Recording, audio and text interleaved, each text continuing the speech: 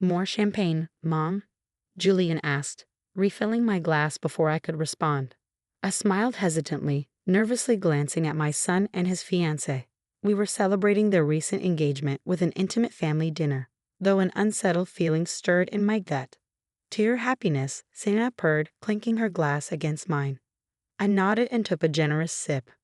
There's something we wanted to discuss with you tonight, Julian said, exchanging a sly glance with Sienna. We're planning a huge engagement party next month. Only the best for our perfect union.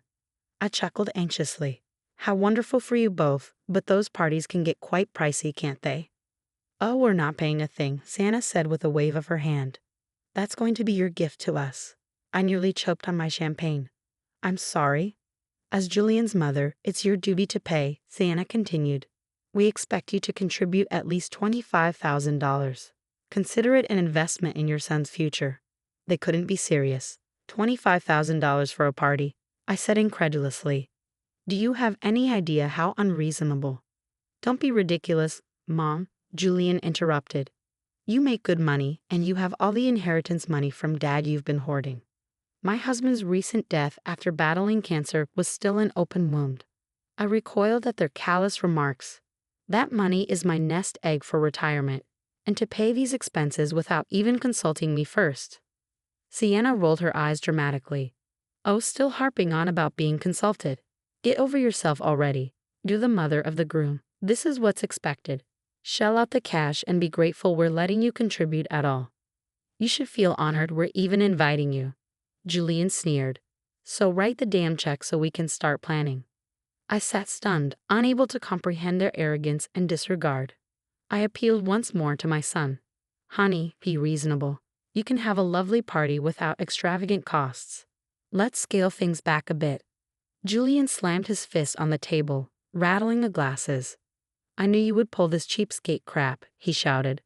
Some mother you are can't even support your only son. Hot tears sprang to my eyes as I took in their contemptuous glares. Perhaps I had spoiled my son rotten over the years, but I never imagined he could treat me with such cruelty and disrespect. I stood abruptly, disgusted by the two vipers lounging in my home. I think you should leave now, I said quietly. Sienna leaped up and gripped my shoulders with sharp red nails. Don't even try rejecting your duty, she growled, her perfumed breath assaulting my nostrils. You either pay up, or you can kiss your relationship with Julian and any future grandchildren goodbye. I shook her off violently. Get out, I bellowed. Out of my house this instant. They stalked out without another word, but I saw them exchange a triumphant smirk. My heart dropped, realizing the engagement celebration I had hoped for would instead deliver nothing but greed, manipulation, and pain. The next evening, tired from a long day at work, but determined to settle the conflict, I prepared a simple pasta dinner, hoping to have an open discussion with Julian. I heard the front door slam and braced myself as loud footsteps echoed down the hall. Something smells good. Julian breezed into the kitchen and headed straight for the wine cabinet. My hopes lifted for a moment, then quickly faded as Sienna clip-clopped in behind him, reeking of heavy perfume. So much for a private chat with my son. To what do I owe the pleasure? I asked dryly, draining the pasta. You're going to love what we have planned, Sienna gushed, ignoring my tone as she rifled through her tacky designer handbag. We met with the wedding coordinator today, and everything is set. All we need is one little thing from you. She flourished a folder stuffed with brochures and invoices. Just sign on the dotted line for the $50,000 wedding package. I froze, a chill running down my spine. $50,000? I gasped. For a single-day celebration, that's outrageous. It's our special day, Julian whined. Don't I deserve the very best? I appealed to his conscience. Son, be reasonable. Let's scale back and have an intimate, meaningful ceremony instead of this circus. Sienna slammed the folder down. You incompetent hag. Who said this was open for discussion? She screeched. You will pay every penny to give your only son his dream wedding. Rage boiled up inside of me. Through gritted teeth, I replied, you entitled, nasty piece off. Mom, stop. We all turned in surprise to see my daughter, Harper, standing firmly in the archway. I had been so focused on the confrontation I hadn't even heard her come in. Stay out of this, dyke, Sienna snarled at my heavily tattooed, alternative graphic novelist daughter. It doesn't concern you. The hell it doesn't, Harper retorted. You don't talk that way to my mother. She crossed the room to stand protectively beside me. Under normal circumstances, I might have bristled at her interference, always trying to be the strong, independent matriarch. But at that moment, her solidarity was a lifeline, and I welcomed it. Julian threw his hands up melodramatically. I asked for one little wedding, and my entire family turns against me. He pointed an accusing finger at his sister. This is all your influence, filling Mom's head with delusions. She owes me this money and her loyalty. Harper folded her arms. Mom owes you nothing but basic respect, which clearly isn't reciprocated. She raised you single-handedly after Dad died, working tirelessly to give you every advantage. And this is how you repay decades of love and generosity with shameless exploitation. My ingrained son had no response other than childish whimpers. Harper turned to me, her tattooed hand gripping mine firmly. You stand strong, Mom. Set boundaries and demand the respect you deserve. I've got your back. The knot in my chest loosened with immense relief. My daughter's stalwart support washed away my self-doubts. I would not bow down to these greedy, manipulative vultures for another minute. I drew myself up to full height, emboldened. You both have two choices, I addressed Julian and Sienna in a loud, clear voice. Treat me and my daughter with basic decency or get the hell out of our lives. Sienna opened her mouth, no doubt to spew more bile. But she caught Harper's murderous glare, thought better of it, and dragged a whimpering Julian out by his ear instead. I squeezed Harper's hand, my eyes brimming with grateful tears. However did I get so lucky to have a daughter like you? She smiled crookily, just being a chip off the old block. Now let's dish up that pasta and plot our next move. These asshats don't know who they're messing with. The next week crawled by in intense uncertainty. My phone buzzed incessantly with demanding texts and voicemails from Julian, raging when I didn't immediately call him back. I started screening my calls, not having the energy to deal with his abusive diatribes. When Saturday afternoon came, I decided to treat myself to a manicure to lift my spirits. As I sat relaxing while the technician groomed my nails, my phone buzzed yet again. Normally, I would ignore it, but glancing down, I saw it was a call from Julian's number. Curiosity got the best of me.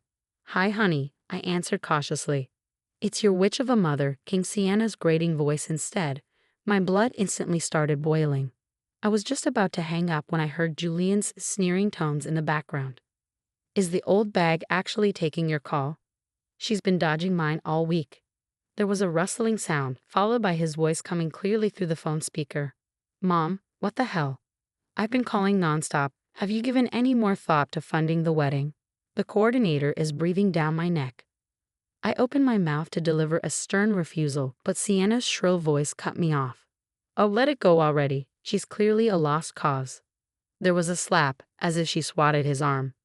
Your mother is a dried-up, selfish prune. Once we're married, we'll change all the account passwords so she can never access our money. My eyes nearly popped out of my skull. Our money. There was more rustling. Then Sienna's grating voice continued. Why are we even still inviting her to the wedding? She'll just show up wearing some raggedy outfit from the clearance rack at TJ Maxx. Their raucous laughter boiled my blood, but worse was Julian's reply. Right? God, and you know she's going to be all whiny about contributing to our future, as if that puny life insurance payout could compare to what I make in a month. The hair on my neck bristled with outrage. The puny payout was nearly $500,000 that I had invested for retirement, not blown on sports cars and designer clothes like my prodigal son. Sienna scoffed loudly. Oh please, we both know it was your daddy's money that set you up nicely at that firm. Your mother couldn't manage an allowance without a man's help. Hell yes to that, Julian cackled. And we put that inheritance money to way better use, like annual trips to Dubai. First class all the way. Their uproarious laughter made my blood boil. I stabbed the red foam icon with so much force I nearly cracked the screen. Those money-grubbing snakes. I had suspected their motive all along, but hearing their vile words firsthand rocked me to the core. My hands trembled with rage and indignation. I waved away the technician's concerned glances, threw a wad of cash on the counter, and raced for the door. I drove home in record time, burning up with the need to unload to Harper. Thankfully, she was already there waiting, her motorcycle parked haphazardly on the driveway. I burst through the front door, and she leaped up from the couch, startled by my frazzled state. The story came pouring out in an enraged torrent. Harper's green eyes blazed. "Those conniving ___," she yelled. "I knew it all along. It was never about family or celebration. They just see you as a cash dispensary." "I feel so betrayed and used," I said bitterly, choking back tears of frustration. "My only son. How could he?" Harper gripped my shoulders, her piercing gaze meeting mine. "Mom, listen to me. We need to gather evidence and expose these cockroaches for who they really are." Her fist hit her palm with a decisive thwack. "Contact the wedding coordinator. Get documentation of everything they arranged without your consent. I'll dig into Sienna's background too. I guarantee her family is loaded despite those snake oil tears. We're going to shut this whole circus down." Hope and courage surged up in me again. My wonderful daughter was right. The time had come to take control and fight back. I pulled her in for a fierce hug, more grateful than ever for her integrity and strength. "Let's go nail their greedy asses to the wall." Over the next 2 weeks, Harper and I gathered reams of evidence exposing Julian and Sienna's deceit. Harper uncovered that Sienna came from an extremely affluent family who were fully capable of funding their daughter's lavish tastes. Get this, Harper had uncovered on LinkedIn.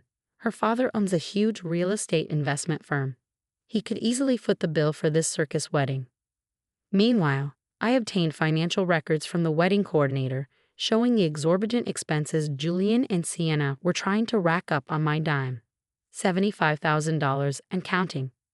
"We have everything we need to confront these swindlers," Harper declared, spreading paperwork across the dining table before us. "Let's invite them over to review wedding plans and then drop the hammer on them." Her green eyes glinted with determination. So I extended the bait, luring them over under the pretense of financing, reconciliation, and celebration details. The bait was taken instantly. Right on time, the doorbell screeched urgently. Before I could even answer, Julian and Sienna blew in, reeking as usual of arrogance and channel number 5. "Where's my check then?" Julian demanded right off the bat. Subtlety had never been his strong suit. Sienna elbowed him sharply, then plastered on a syrupy smile. "Yes, do tell us the good news," she trilled. "We have so many decisions to finalize for our big day." I gestured for them to take a seat. Under the table, Harper silently slid me the thick manila envelope containing the damning evidence. My heart pounded, but resolve hardened my nerves. I folded my hands tightly on the table. "Before we discuss any further arrangements, I have a few concerns to address." I removed the paperwork from the envelope and fanned it out in front of me. According to the wedding coordinator, current expenses total $75,000. Care to explain? Sienna scoffed loudly. "It's the wedding of the century. What do you expect?" "I expect honest communication around finances and shared responsibility," I replied evenly. "For example, why don't Sienna's clearly wealthy parents contribute their fair share?" After all, I pulled out a copy of her dad's business profile with a net worth in the tens of millions. They could easily afford this. Sienna blanched. Julian sputtered angrily. "Leave Sienna's family out of this. My wedding, my financial support," he turned to point a finger at me. "And you're my mother, so cut the check." Having expected denial, I calmly slid over the pile of invoices and contracts. "Actually, these documents prove otherwise. They have my forged signature authorizing non-refundable down payments totaling $155,000 so far. Care to explain that?" Sienna gasped dramatically. "Are you accusing us of fraud?" From beside me, Harper suddenly slammed down an authoritative fist. "Damn straight she is." My daughter's unexpected bellow stunned them into momentary silence. Harper seized the opportunity to append the rest of the manila envelope's contents across the table. Bank statements, screenshots, and phone records, irrefutable evidence of their lies and manipulation, scattered dramatically before us. "It's all here in black and white," Harper spat with unrestrained disgust. "You snakes have been exploiting my mother's love and trust this whole time, never giving a damn about family bonds, just what you can swindle out of her." "You here spying on us?" Julian spluttered in outrage. "Gathering evidence against your fraud," I corrected icily. "And now that everything is laid bare, you will cancel this sham wedding immediately." Sienna shot up out of her chair, nostrils flaring. "How dare you?" she shrieked. I will be marrying Julian with or without your money. She turned to my son with a pout. Back me up here. But Julian just sat there, pale and trembling, the magnitude of revelations rocking him into stunned silence for once. The confrontation had rendered him speechless. Sienna rolled her eyes in disgust. You spineless mama's boy. Forget it. She snatched her tacky designer handbag and stormed out, pausing in the doorway to deliver one final venomous glare. You'll regret this, she hissed at me. We won't forget. Then she flounced away in a cloud of Chanel. I stared evenly back at my shaken son. Nor will we, I said quietly. Now leave. He scrambled up hurriedly, but just before exiting, he mumbled a soft but clear threat. I'll make you pay for this. The day I had been dreading arrived. Julian and Sienna's lavish wedding. I had hoped her confrontation would be the end of it, but these stubborn snakes pursued their farce nuptials anyway, blowing through even more of the retirement money I had entrusted to Julian's accounts. So here I sat, an unwilling participant in their twisted matrimonial circus. All around me, intoxicated guests gambled under ostentatious floral arrangements that cost more than my first car. The crowning glory was an 8-tier fondant cake dripping with handcrafted sugar flowers. Julian and Sienna's smug faces towered above it all in a massive golden frame. My daughter Harper slouched next to me, clad in ripped jeans and combat boots, her pixie-cut green hair clashing spectacularly with the pastel bridesmaid dresses. We silently watched the overblown spectacle unfold, barely concealing our disgust. Suddenly, the music transitioned to a bombastic wedding march. The crowd hushed in anticipation as Julian took his place under the altar's garish archway. My heart clenched. He looked so much like his father, tall and dashing in his tuxedo, beaming with charismatic charm. Not a trace remained of the petulant, greedy boy I had confronted just weeks prior. Radiant pride glowed from him as his bride floated down the aisle. Dressed in a frothy designer gown I had no doubt charged to my credit card. Old memories and grief welled up.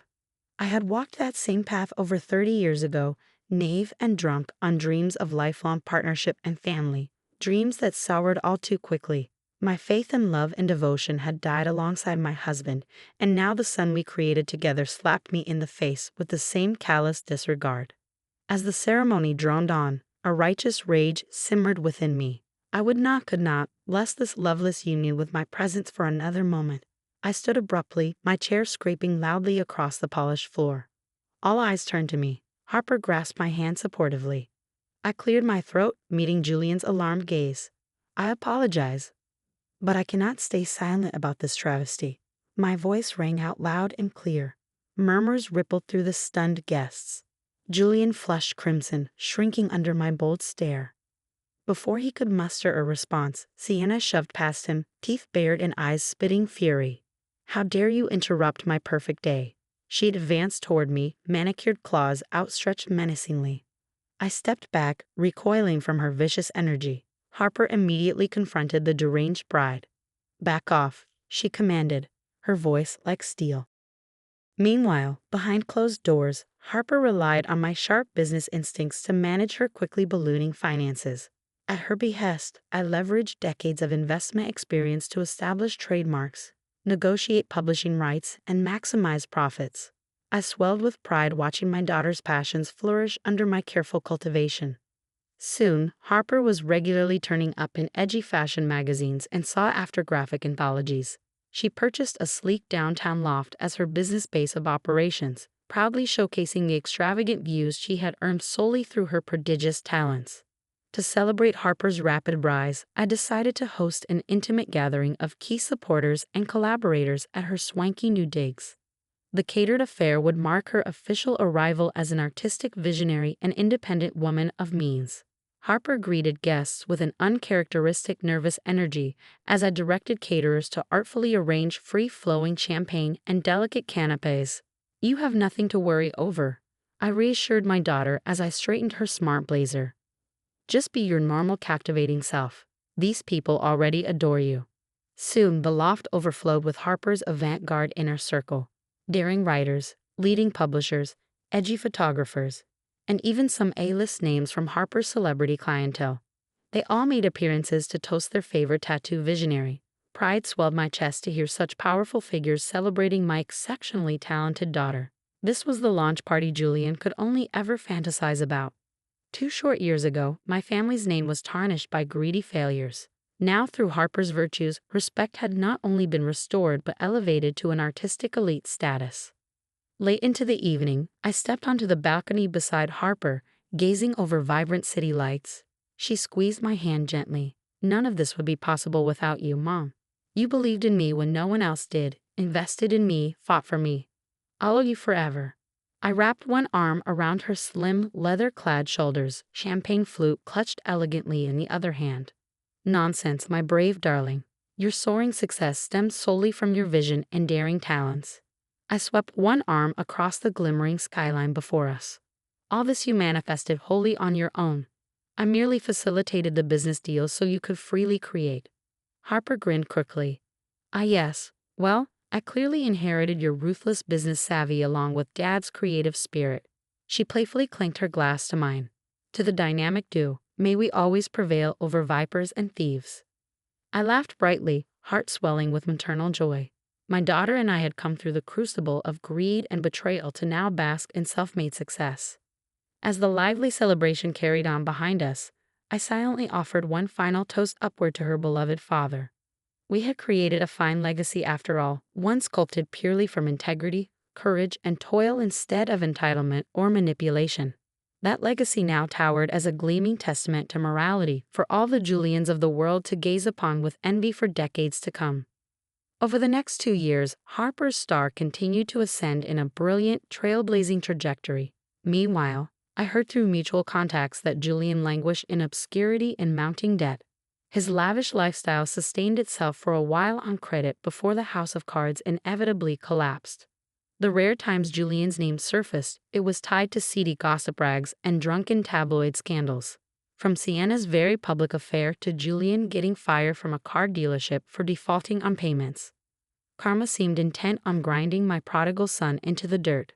I ignored the lurid headlines with a quiet sense of satisfaction, confident I would never lay eyes on him again. By now, I had retired from corporate leadership to focus on passion projects, indulging artistic hobbies, volunteering with disadvantaged youth, and planning leisurely global adventures. I decided it was also time to downsize into a lower-maintenance home. After a prolonged search, I found my perfect oasis, a private bungalow in a picturesque coastal senior community. Mature trees and vibrant gardens welcomed me each morning as I embarked on scenic nature walks with dear widowed friends.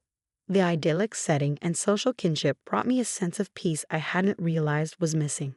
Meanwhile, Harper had also found her soul's counterpart, a brilliant software developer named Riley who adored her vibrant spirit. I instantly detected true partnership potential upon meeting Riley. My instincts proved correct. Just months after moving in together, Harper excitedly presented me with news of their engagement. I whooped joyfully when she flashed the unique geometric ring Riley had custom designed. "My darling girl," I exclaimed through happy tears, "I'm thrilled you found someone deserving of your tremendous heart."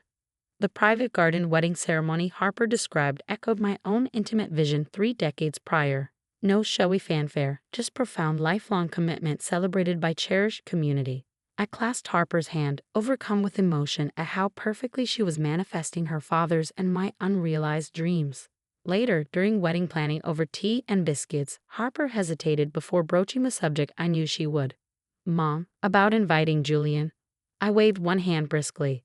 "Let's not sully your special day by entertaining that notion." Harper bit her lip. "I just can't help but pity him, you know.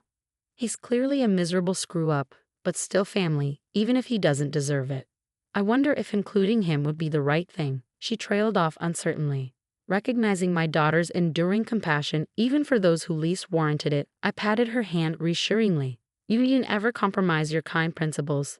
If some small mercy for Julian eases your mind, I can tolerate his presence just this once." Harper exhaled in relief and squeezed my hand gratefully. "You're the best, Mom. I knew you'd understand." The sentimental moment was sharply interrupted by my ringing cell phone. Glancing down, I was stunned to see Julian's name flash across the screen. Months had passed since his last desperate drunken voicemail pleading for money. Face grim, I silenced the call. "Speak of the devil," I remarked dryly. Harper shook her head. "He never stops trying to worm his way back in. But don't worry, Mom. After the wedding, you'll never have to deal with his garbage again. I smiled gently at my daughter's protective tone. She was right. The time had long passed for me to entertain Julian's self-pitying overtures. I now had all I ever needed right here in my tranquil life, surrounded by those whose souls nurtured mine. No redirects from a toxic past could ever breach that blessing. I patted Harper's hand resolutely. Onwards and upwards, my dear. Now, tell me more about the lovely flower arrangements you envisioned.